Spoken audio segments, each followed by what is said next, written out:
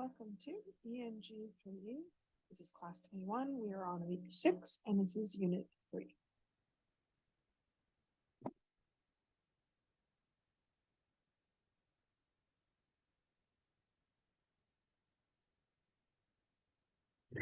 Welcome to English 3E. This is class 21, week 6, unit 3, and I am Jillian Percy.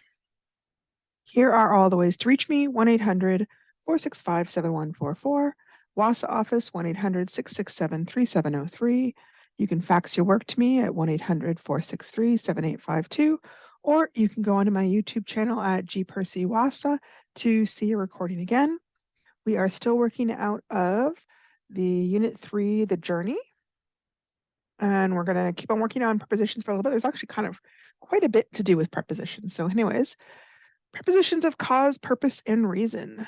They're usually used to indicate why, what for, or because of what something happens. So we usually use prepositions when we're trying to answer the question beginning with why. Why don't you eat breakfast? I don't eat breakfast to sleep more in the mornings. There are several commonly used prepositions of cause, purpose, and reason. Due to is used to express the cause of the action. Due to her strict parents, Liz rarely went out. It was difficult for her to make friends. Her parents were the cause of the not making friends. 2, it is used to express the purpose of an action, usually followed by a verb. People go to clubs to dance and to meet new people.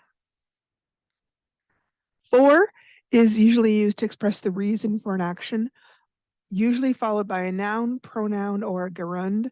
A gerund is just a verb with an ing ending that's acting as a noun. For example, swimming is my favorite thing to do, although normally swimming is thought of as a verb. In this case, it's working as a noun. He was taken to the police station for driving under the influence. Because of is also used to express the reason of something happening. I need to go home earlier because of my sick cat. Now, I don't know if this is still the case. When I was a kid, I was taught not to use the phrase because of. Technically, because is considered coordinating conjunction that's supposed to be used to link two different sentences. So I would be cautious of this one. I did do some examples of it, but I was always told that it was considered ungrammatical. So I'm not sure here. Let's give it a try. Why haven't you been walking with me for the last few weeks? My bones ache, something the cold. So the cold's the reason. Because the cold? No, you can't use it that way. For the cold? No. Due to the cold? Yes, that one works. Due to the cold. Why did he get fired? He got fired blank embezzlement. Did he get fired from embezzlement? No, embezzlement's not a person. Did he get fired for embezzlement? Yes, that's the reason he got fired. Why did she get divorced? She got divorced blank his affair. With his affair? No, because affairs don't cause a divorce. By his affair? Same thing. It doesn't cause a divorce. Because of his divorce. Or his affair, sorry. Why did your mom make a cake? She wanted something surprise me. She wanted to surprise me, for surprise me, or because of surprise me. I'm going to use to here. I'm going to go back here. I was just thinking about the because thing. When you're using because here as a reason, you have to use the of part, because of his affair. I was still taught that it was ungrammatical, but it's a possible thing. Some directions, some prepositions of direction. These are often the prepositions that we first think of when we think of prepositions, and there's a lot of similarity between these and prepositions of location or place. So things like above, across, along, among, around, at, behind, below, beside, close to, over, through, toward, up, down, between, by, inside or in, near, next to, on, onto, off, past, and under. My understanding is that we usually use these when we're using a verb that involves movement. That's not the only way, but often that's what we're doing, okay? Some prepositions are a little bit trickier to use than others because they get used in multiple ways. Also, for example, it's not logical to say we're on a bus or we're on a train, but we can't say we're on a plane. So we're on a bus, we're on a train, but we always say we're in a plane. And yeah, I don't like the next little part. But anyways, some prepositions I think we discussed the other day are considered idiomatic. In other words, they've developed a certain phrase that gets used, and everybody uses that phrase, even if it doesn't 100% make sense if you took the words apart. So it is always on a bus, and yet I'm in a car or I'm in a plane. Oh, and here we got some. For some of these, more than one could be correct, right? It would just depend whether what you were trying to describe. So, for example, I saw the man run towards the woman. That's possible. I saw the man run away. Now, I couldn't say away the woman. I could say away from the woman, though. I saw the man run through the woman. Well, hopefully not. That would be a bit scary. All right, so I'm going to use towards there. He tried to grab her, but she danced something him. Danced by him? Probably not. Danced away from him? Yeah, maybe. Danced towards him. I mean, she could, right? Grammatically, that one's okay. It just doesn't make a lot of sense in the context of the sentence. The kitten jumped into the laundry basket, onto the laundry basket, or under the laundry basket. If the laundry basket had a lid, you could say onto, but normally I would think the word would be into because it's kind of a box. A laundry basket's sort of a box shape. The little boy climbed something, the ladder on the playground. He climbed up the ladder, that works. He climbed down the ladder, that works. He climbed across the ladder. No, that's not really how ladders work. So I'm going to use up, but we could have used down. They both work, right? The keys dropped down the steps, towards the steps, into the steps. Down is the only one that really makes sense. The other ones don't quite capture a meaning. I think I'm going to drive to the park, into the park, or up the park. You really couldn't drive, well, you shouldn't, I don't think, drive into the park. And you probably aren't driving up a park. That doesn't make sense because parks aren't above things. You're probably going to drive to the park. The little girls began to skip something the path to the woods, along the path to the woods, under the path to the woods, or among the path to the woods. The only one that makes sense there is along the path. Oops, sorry, not slong, along. I apologize. Here we go. It took all day to hike out of the canyon, with the canyon, or over the canyon. Well, canyons are a big hole in the ground. You can't hike over them really. You can't hike with the canyon. That makes it sound like the canyon was an instrument that you're going to use, but you can definitely hike out of a canyon. So that would be the one for that. Out of. Okay. Prepositions of manner. What are prepositions of manner? Prepositions of manner describe how something happens or how it's done. They provide information on the way an action is carried out.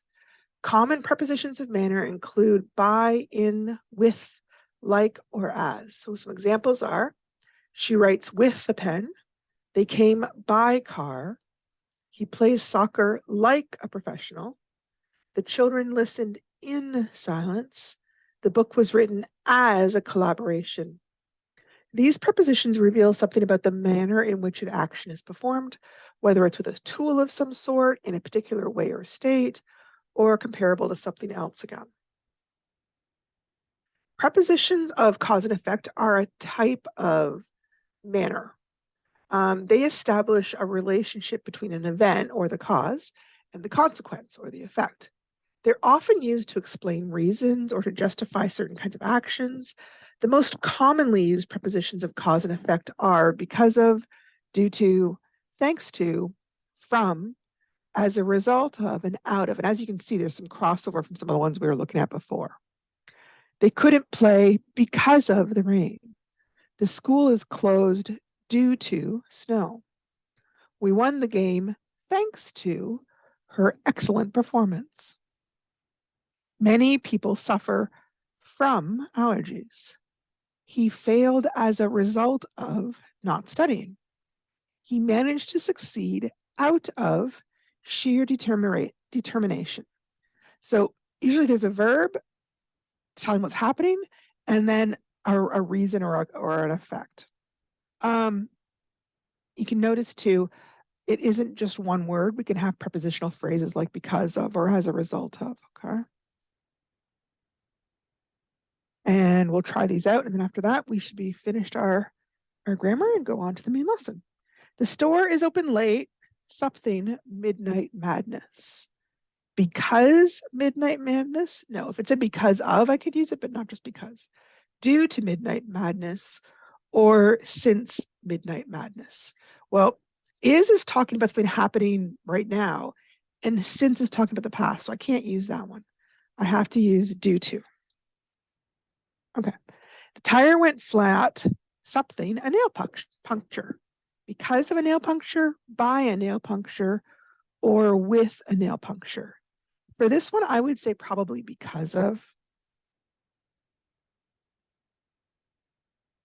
She dances at a professional, on a professional, or like a professional.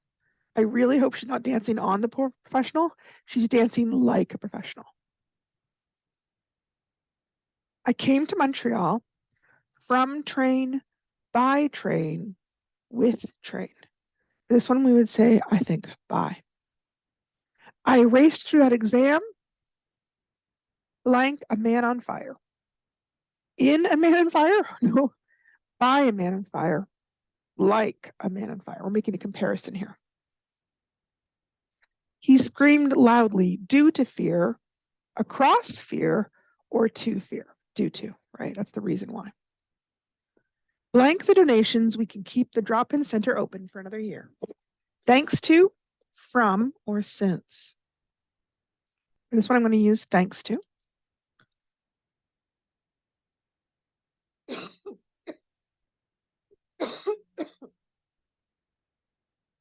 The branches were all broken off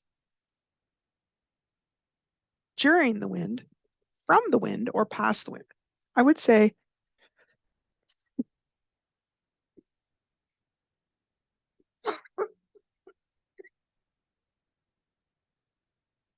from the wind. The wind is the cause of it. Okay. So I'm having a bit of trouble with coughing here. I apologize. Let's see. Okay, I think we're done almost all these and we're moving on to those. So let me just check here. Yeah. Okay. We are working on assignment 14 today. And I think it's as far as we get, really. This assignment is to write a brief summary of Don't Give Up on the Media. You're looking for one paragraph containing at least 7 sentences. There's a rubric on page 9, which will be used to evaluate your paragraph. Please take a look, which we will here. And these are kind of the typical provincial standard ones: knowledge, understanding, thinking and inquiry, communication, and application. Just want to point out, these items all have a really high degree of interrelationship. Right? If you're a poor communicator, it's not really going to, even if you are doing a great job of your thinking, you may not communicate the thinking very well. So these do affect each other for sure. In the first row where it talks about knowledge of form, by form, they mean like the format of writing. So the format for this is summary, okay? Critical and creative thinking skills. Critical thinking skills generally refer to the ability to analyze something logically. Creative thinking skills is more referring to the ability to create new or unique solutions. In this case, how you combine your ideas into well-crafted sentences. I think I had, okay, yeah, hang on. So this little cartoon is labeled as critical thinking. Understand the problem, explore its boundaries, question assumptions, and imagine new perspectives. To me, the first 3 are critical thinking, But here we're beginning to get into creative thinking. Identify weaknesses, critical thinking. Justify a solution, critical thinking. Acknowledge limitations, critical thinking. Reflect on alternatives, creative thinking. And this is why they're so often mentioned together, because you're often kind of leaning from one to the other and going back and forth. They really are intertwined. Who is your audience for this piece of writing? Who is or what is your purpose? I am also going to be looking at your understanding of paragraph format, because that comes right in here, use of the form of paragraph. And I'm also marking this with a view of your clarity, which is discussed at big length. Clarity is mainly like how clearly you communicate your ideas and your information. Not whether they're right or wrong, just whether it's understandable. So if I'm reading your sentence and I'm like, I'm not sure what they mean, that means you weren't clear, okay? Application, this is talking about the conventions, things like spelling, punctuation, capitalization, grammar, all this kind of stuff. I can't see you doing the writing process because this talks about using the writing process. I can't see you doing it, but I really can see the results, okay? Writing that's been planned, drafted, revised, and edited, it looks really different than writing that's been done very hastily in one draft and never looked at again. Okay, so as I said, this is where I'm looking for grammar, spelling, punctuation, sentence structure, all that kind of technical stuff. Quick review of the paragraph format. Your opening sentence should summarize the main idea or topic under discussion, all your different details, and then a concluding sentence that summarizes the overall article. Oops, hang on. Two main things to consider. First of all, you're writing a summary, not a retell. So you don't need to include every single detail of what happens in the text. You do need to include all the main points of the text. One way to accomplish this is think about how you could summarize the main idea of each paragraph in one or two sentences. Some really short paragraphs may not have enough material to summarize, or they might just get kind of rolled into the paragraph that came before if they're on similar topics. Second, you are summarizing an editorial or an opinion piece, which is a little bit different than summarizing like a narrative or summarizing an informational article. Your paragraph needs to look at the whole piece for what's their overall opinion, what's their big argument in the article, and what action that person is wanting you to take. Remember that the main purpose of opinion pieces are they're trying to persuade you to adopt a certain belief or to take a certain action. So your sentences should include the reasons she gives for her opinions, but not necessarily every single anecdote or example she tells to support her reasons. If you feel they're important, they can be shortened considerably. Sometimes people will like take a paragraph to tell a whole little story to kind of support a point. Often you can summarize that in a sentence or something. Sometimes it's not really super important. I'm using the word she, by the way, because the particular article we're looking at was written by a girl. Obviously, men can write editorial pieces as well. Okay. So I want to talk a little bit more about the whole concept of opinions, because I think it's an area that's really confused these days, partly because of how the news has changed in how they report the news. It used to be that news articles were very careful to never include any kind of overt opinion. They might still have bias. Editorials or opinion pieces often had a little special section that was clearly labeled, and everybody knew when they were reading that section that it was an opinion and it was in fact. But those lines are really blurred a lot these days. Like I more than once have read like an article or what I thought was an article, and partway through realized, oh, this isn't actually an article telling me about an event. This is somebody's opinion about something, but it's not in the area of the paper where I expect to find opinions. So how can you tell the difference? Well, first of all, facts can usually be proven or are based in evidence. I mean, there are some facts that happened, like, maybe nobody was around and no one has ever experienced it. But in general, they can be proven. So for example, some cats are black. Now you do have to be careful not to overstate. If I said all cats are black, that's not a true fact. right? I can prove that that's not true. That's not so much of an opinion, that's more of just an incorrect fact. An opinion is more like a belief or a judgment about an object, a situation, or an event, and you can't really prove it. So, for example, if I say black cats are bad luck, there's not really a way to prove that. We really can't set up science to show that. Now, what will happen is somebody will say something like, well, the other day I saw a black cat and then, I crashed my car. Obviously, it's all the black cat's fault. And when you look at it, you're like, oh, that doesn't make a lot of sense logically, right? So opinions don't have to be irrational. I mentioned a specific opinion that's irrational. I could also say, for example, something like orange cats make the best pet. Now, that's not irrational. It's just an opinion. Someone else might think fish are the best pet, or snakes, or rats, or whatever, right? Everybody has an opinion. Sometimes writers will signal that their words are an opinion by using introductory phrases such as I think, I feel, I believe, I want, I like, I prefer. That's really honest. When you see that, they're giving you a heads up. They're letting you know, hey, this is an opinion, not a fact. I already know it.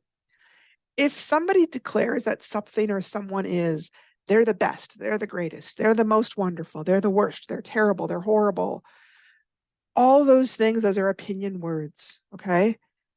Even if they say something like, say, parachuting is terrifying.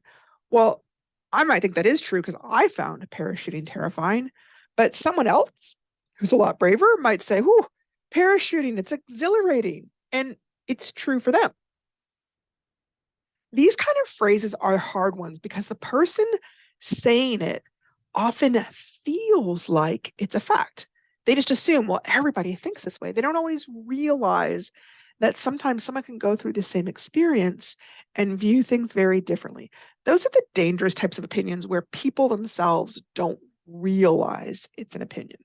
Now, that media article we're looking at, she knows she's stated an opinion, but it is just kind of wanting you to be cautious of that because it does come up, and I find it comes up a lot these days in how the news is reported.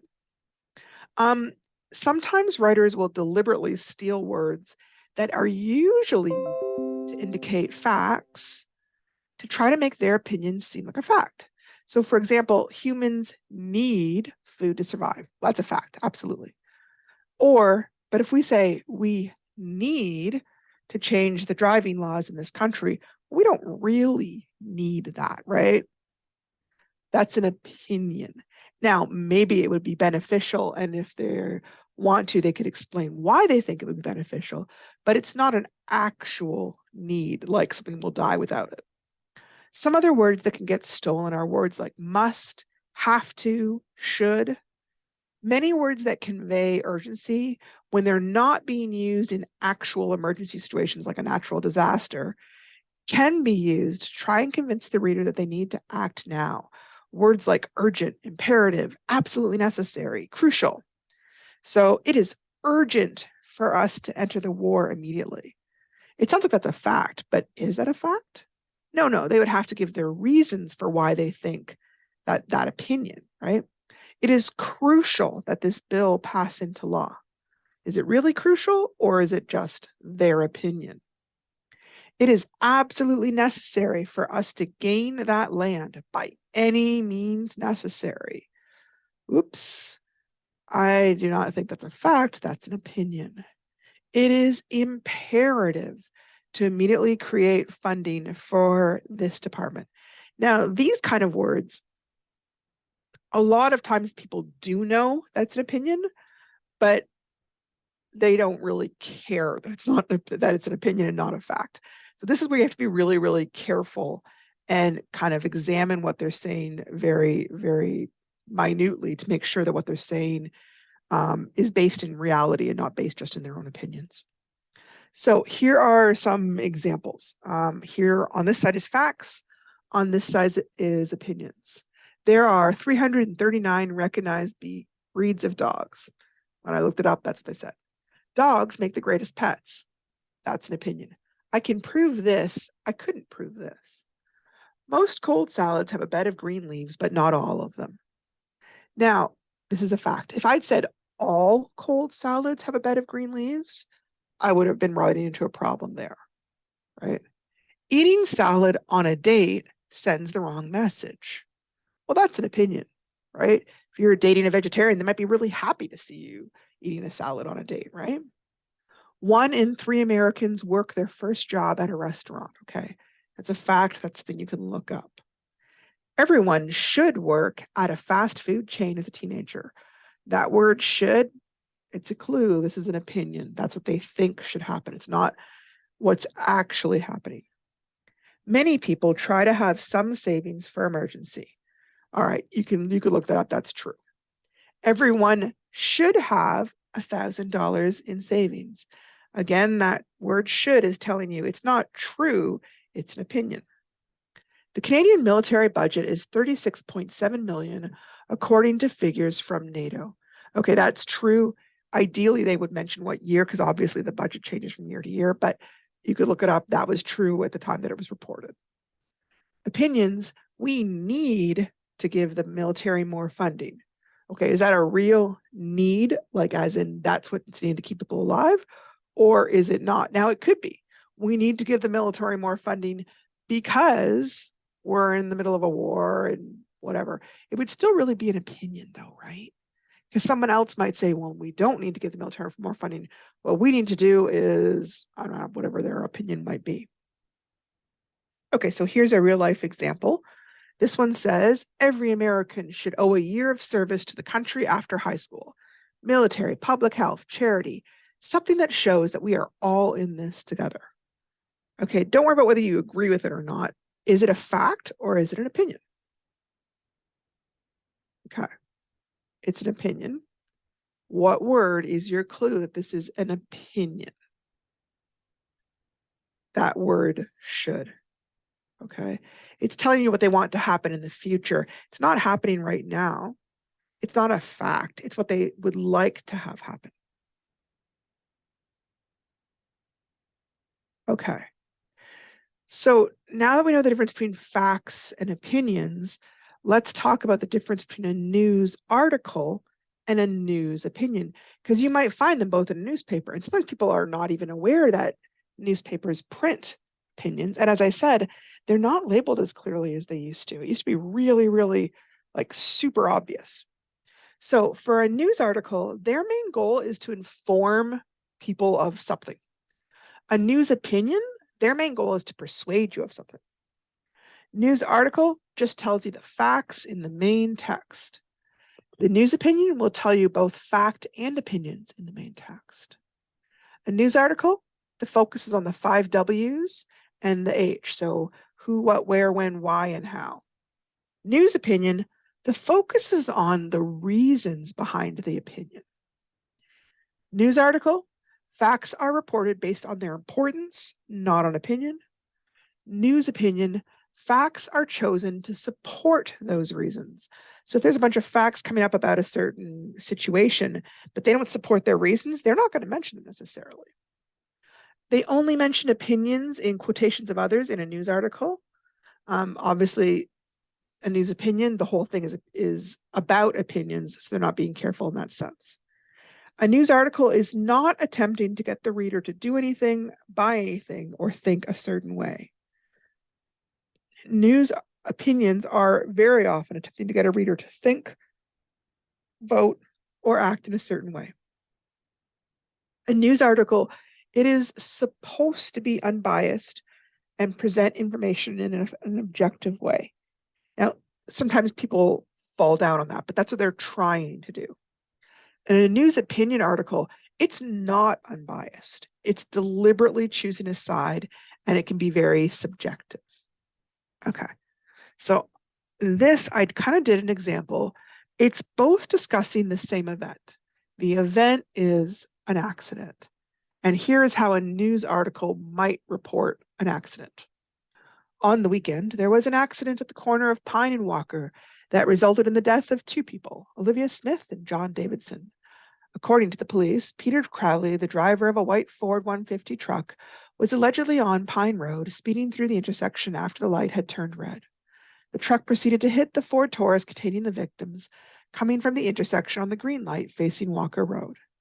The victim on the passenger side was killed instantly upon impact, and the driver, John Davidson, died shortly after arriving at the hospital. The police have filed several charges against the driver, including manslaughter and drunk driving. The driver has been released on bail. Okay, so they're just telling you the facts. They're not telling you what they think about the accident. They're not really expressing their sympathies for the deaths. They're just telling you what happened. Now, a news opinion. Here's somebody writing about the same event, but this time they're trying to give you an opinion and they're trying to convince you of something. The recent accident over at Pine and Walker is a tragedy that could have been prevented. The bars on Walker Road are a constant problem in that area, producing many customers leaving at late hours tired and impaired. Police need to ensure that bars are complying with the refusal to serve already drunk customers. Police could also be stationed as a preventative measure in that area during the late evening hours to maintain a watchful eye on potential problem drivers. The province needs to impose steeper penalties on drunk drivers to deter and discourage others from drunk driving. If you are going out driving with friends, arrange for a designated driver or plan for a safe way home before you ever start drinking. If we all work together, we can make sure this doesn't happen again. Okay, so this writer has an opinion about it. They have a bunch of suggestions for how things could be changed. It's very different than the news article. This stuff is fact. This is a person's opinion and their ideas. It doesn't necessarily make it wrong. You just have to be able to tell the difference, that's all. How to summarize effectively, and here's what we're talking about.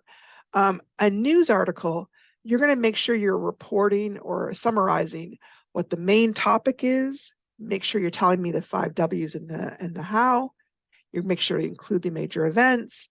It might include important quotations if they're really relevant.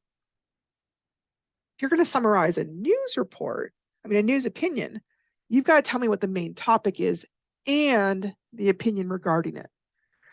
You've got to list the major arguments that support the topic, and you could include important details that support each argument. So here it's events, here it's arguments. Here it's the 5 W's, here it's the opinions, okay? So it's really important. We're talking about summarizing a news opinion. Okay, so here is an example. This is a real news piece. It's not the entire thing though, because there wasn't room for that. Geneva is the place, Routers is the news company that creates it. The United Nations Rights Office said on Monday it was concerned there was no system to return Ukrainian children taken to Russia since Moscow's invasion of the country last year, and that some of those who did come back reported mistreatment. Ukrainian authorities say they have identified and verified almost 20,000 children who've been taken to Russia during the war. Ukraine has repatriated more than 400 children so far and does not know exactly how many more there are because it does not have access to Russia or swaths of occupied territory in the south and east. The Office of the United Nations High Commissioner for Human Rights remains gravely concerned that there is no established system to return Ukrainian children who are transferred to other regions in Russian-occupied territory or to the Russian Federation.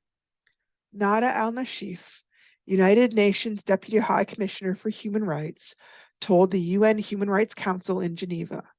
Among the children who reunited with their family after relatives traveled to the Russian Federation to retrieve them, some described experiencing or witnessing psychological or physical violence by educational staff there. So what are the truly important facts in this article? Well, let me see here. Let me grab this. Okay, so first of all, again, the very first sentence is a key one. Okay, the fact that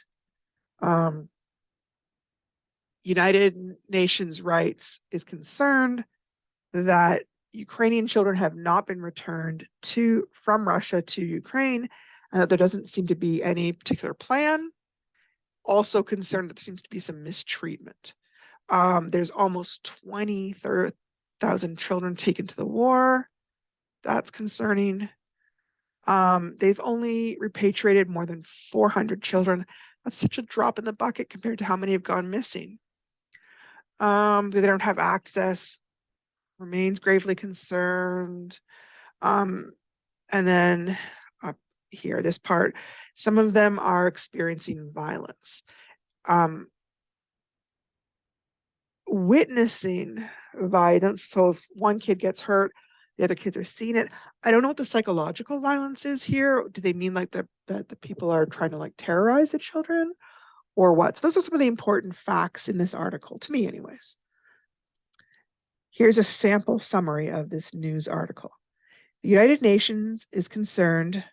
The United Nations Rights Office. I didn't put that. Rights Office is concerned that over 20,000 Ukrainian children who were taken by Russia during the war have not been returned, and Russia does not seem to have any systematic plans to return them. Only about 400 children have been returned after relatives went to Russia to find them, and some children have reported seeing or experiencing physical or psychological violence by staff at the school. So that's not an opinion, it's just the facts of what have happened, okay? Now, this one is an opinion piece. And again, I should have kept track of where I was. It's a real life article about the seal hunt, which has been quite controversial on international areas. It's sealing season once again in Canada.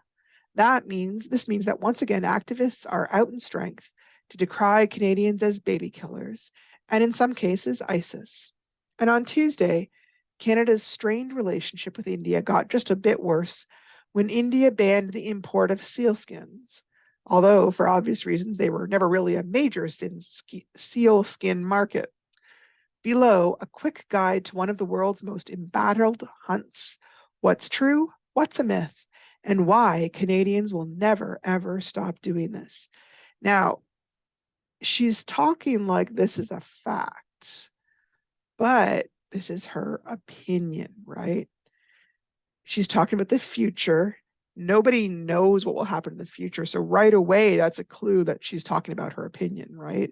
Not all opinions are about the future, but if you're talking about the future, anything you say is speculation. Okay. Subsistence exemptions for Inuit are meaningless.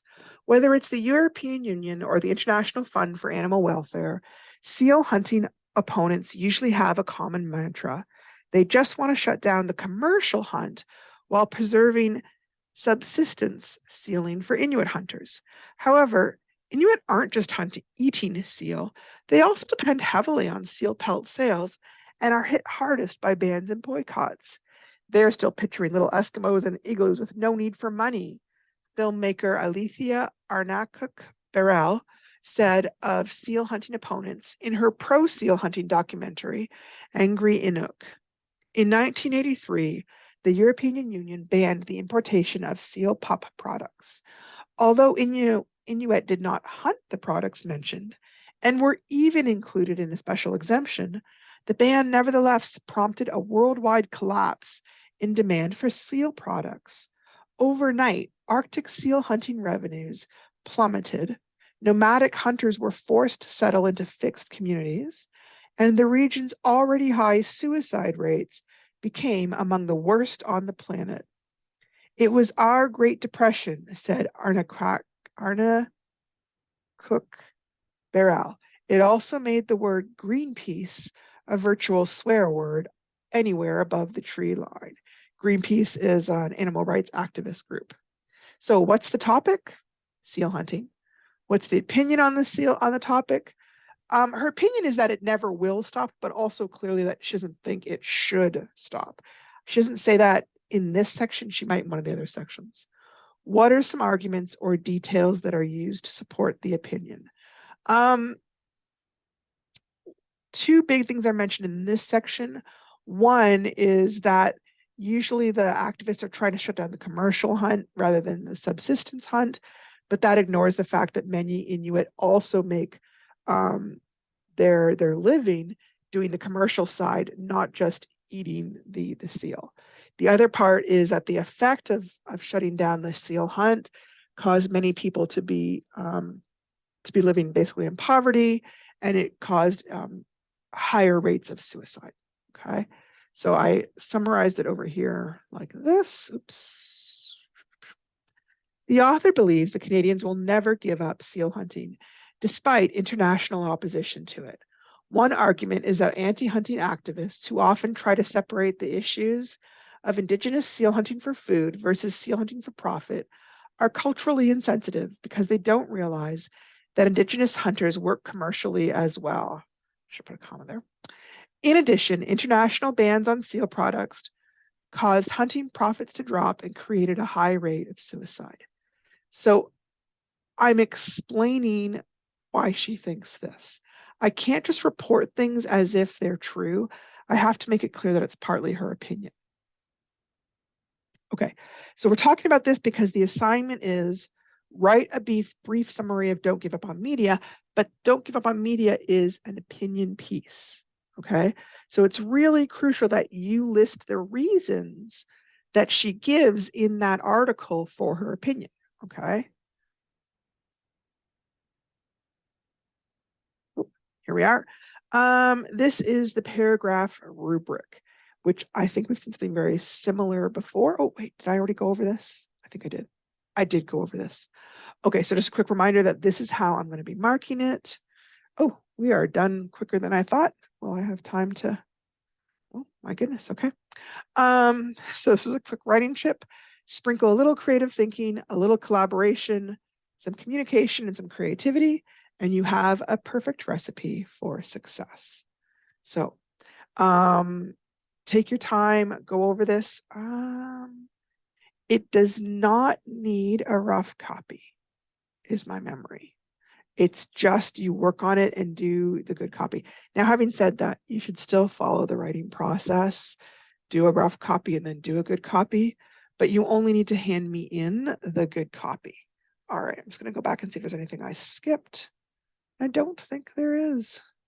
All right, well, we will do a quick check for opinion pieces, opinion news articles. What should we read about today? We could go with this. Yeah, you know what? I'll continue to go with the Ukrainian war. We could easily, see if let me do this. We could easily talk about the Israeli Hamas thing, but I don't want to cause a bunch of problems if people have strong feelings about that. Okay, so here's an example. Now here you can see they've written really clearly opinion columnist. That's huge. They're being upfront that this is an opinion, okay? The title is A Trip to Ukraine, Clarify the Stakes, and they're huge. Look, again, they've mentioned that it's an opinion.